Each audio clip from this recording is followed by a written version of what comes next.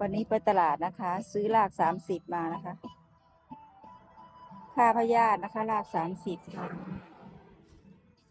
สามารถปลูกได้นะคะราก30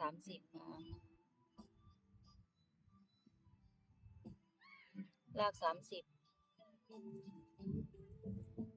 ถ้าต้มเดียวๆก็แก้พยาธิตัวตื่นนะคะฆ่าพยาธิตัวตื่นนะคะ ถ้าต้มใส่สมุนไพรอย่างอื่นก็รักษา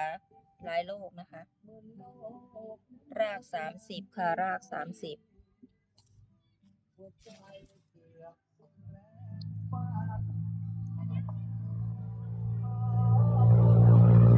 ทุกคนเคยเห็นไหมคะราก30นะคะ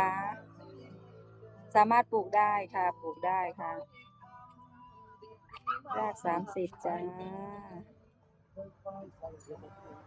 เอามาจากภูเขานะคะจากภูเขาจะได้ราก30จ้า